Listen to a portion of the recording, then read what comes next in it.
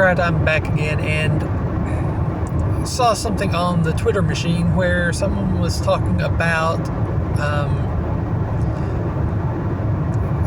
they asked their followers if they've noticed a decline in customer service. And I'm kind of in a customer service type role. Actually, I'm kind of like a final boss collections, if you will. You know, I'm the big old me that if you don't bring your account current, I refer you to the attorneys to either pay up or take your possessions. That's what I do. I have other things I do, like work with assistants and things along those lines. So let's face it, while I can understand the consumer side of it, I'm also on the front lines of it to a certain extent as well. And I'll be honest with you, I have a touch of autism. Specifically, I would say I'm what you would refer to this day and age as on the spectrum for Asperger's.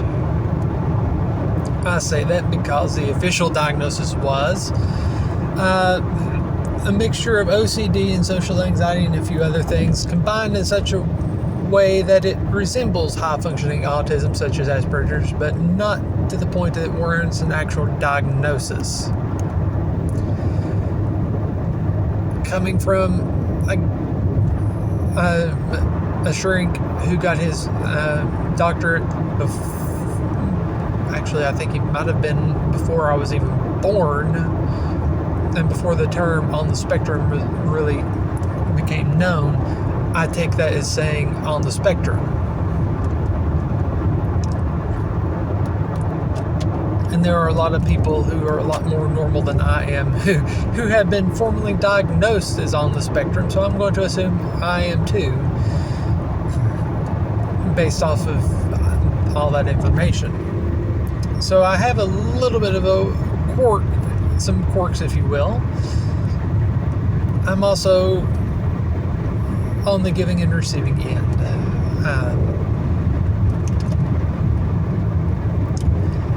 From the consumer side, has customer service gotten worse? Yes. I've given up on fast food because not only is it ungodly unhealthy, but you're lucky if you get the right order. Usually they act like they're pissed off that you're there, and I've actually had people throw stuff out the window at me, and I'm being as nice as I can be. I'm saying yes please, no thank you, things along those lines. No reason whatsoever to focus it on me. By the same token,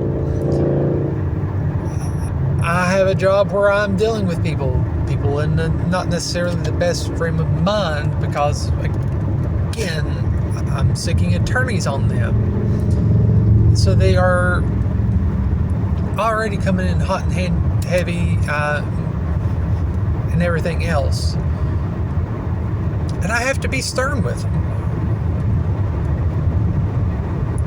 I can't just say, oh well, whatever, no, this is the way it is. Well, will you do this? No, we can't do that. I have to be in a position where I can tell them no. Do I overdo it sometimes? Yes. But by the same token, let's look at it switch hats from the consumer side to the professional side. In my job, at any given time, any given day, I can be yelled at, cursed, and yes, I mean cursed as in bippity boppity boo.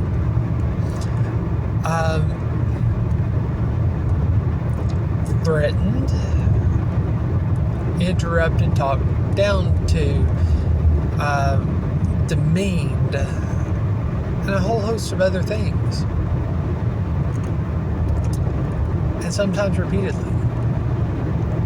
Does that affect my ability to even try to keep a level head? Yes, it's part of the human experience. By the same token, as well, if I have people that are repeat offenders, if you will, frequent flyers, however you want to put it, that I've dealt with multiple times,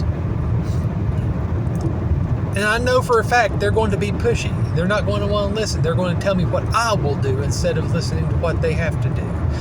I know they're the type that they're going to yell at me. They're going to interrupt me every time I open my mouth. They're going to cuss me. They're going to insist on coming to see me to deal with this, which are all things that have happened to me, sometimes multiple times, and actually all these things have happened today. When you look at all of this stuff and you realize that there's some people that every single time they call, they do these things, you will automatically, you do recognize phone numbers. Believe it or not, you do. No matter how many phone calls you get a day, there are certain numbers you begin to recognize. And you automatically get put on the defensive because you automatically know that they're going to be like this, like they are every other time. And usually they are right off the bat.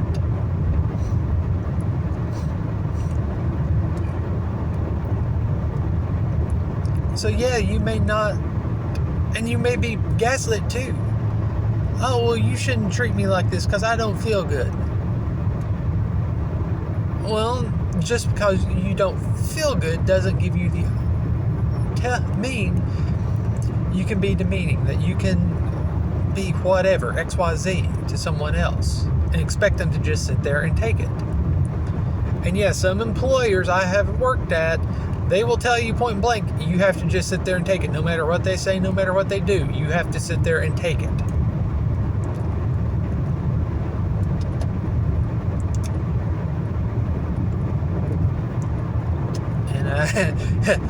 And I gave up on that a long time ago.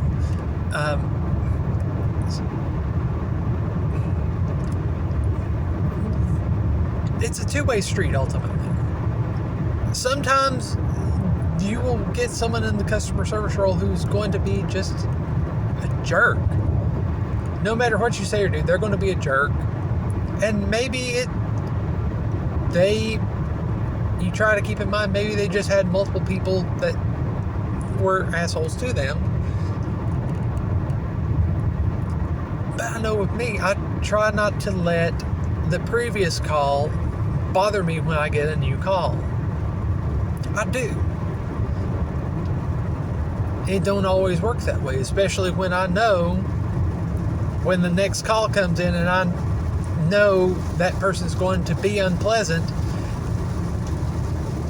It's very hard to be cordial to them when you know going into it what's going to happen. Instead, I'm more apt to the first instance of them losing that cordiality on their end to clap back. I am more apt to do it because of that.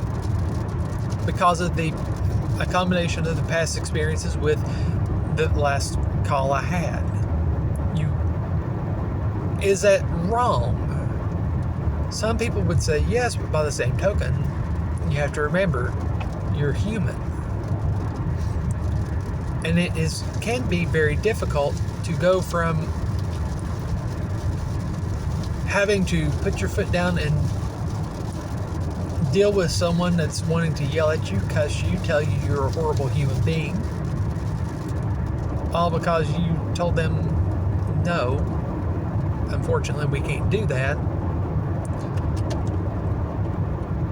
And then automatically switch gears and have someone talk over you, tell you you will do what I say. And then you wind up, maybe crossing the line a little bit, but by the same token, you can't just, maybe I can't switch that gear automatically. And I know a lot of people that struggle with that. People that are a lot more mild-mannered than I am, and they still struggle with that.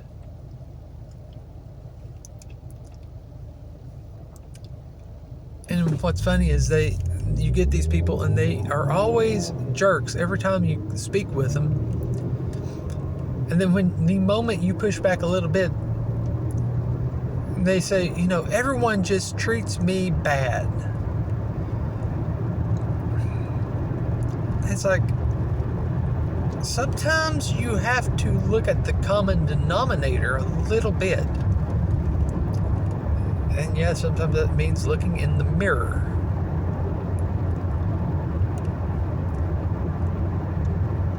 Not like, go back to the fast food. Not every place I've gone to, when I do go for fast food, is throwing food at me. Not everyone is acting like I'm a burden that I'm there. A lot of them are.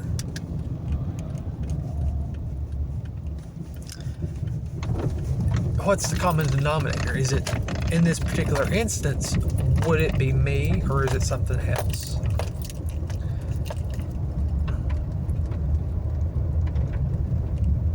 I mean, if I treat every fast food worker the exact same, and let's throw in restaurant workers as well. If I treat every single one of them exactly the same, in some places, I'm being yelled at or have food thrown at me, basically, thrown out the window at me. In some places, I'm practically being hugged. They're wanting to talk to me, show me pictures of their new pets, everything else.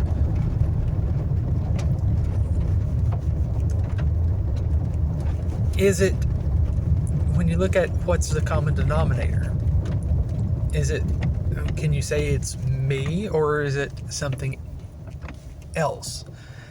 And even sometimes just simply going to a different fast food restaurant, say, of the same franchise, can be all the world of difference. What's the common denominator? Could it be the management at that location sucks? Could it be something else? These are the things that you have to ask yourself. It's easy to just point your finger and say, from the consumer standpoint, that customer service is getting worse. But when you're in that type of role, the customer service type role, you get to see both sides of it. You get to deal with the bad management or poor staffing. You get to deal with the customers that think the customer is always right, even when they're patently wrong. And you get the downright asshole customers that no matter what you say or do, they're going to yell, cuss at you, and everything else. And threaten to see you in person to deal with it.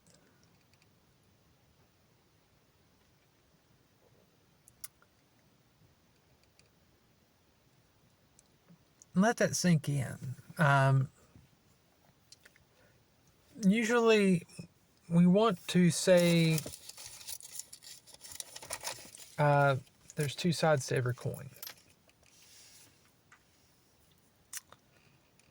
Good old nickel. Heads, tails. But we always forget about the edge, which is a side in and of itself. There may be something else that more depth behind customer service going down. And it could just be not necessarily a matter of customer service as a whole, but maybe society as a whole, especially after the lockdowns, has become less tolerant and more aggressive. And when you think about it, what's one common denominator? Every single person I talk to that goes into a store usually say the people there are more rude than they were a few years ago.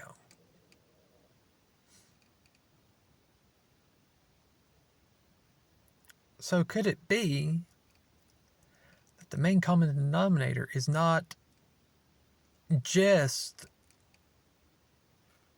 customer service getting bad, not just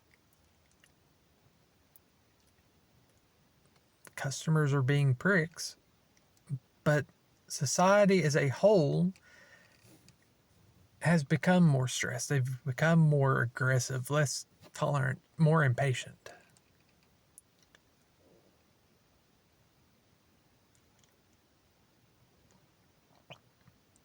That's something to think about, isn't it?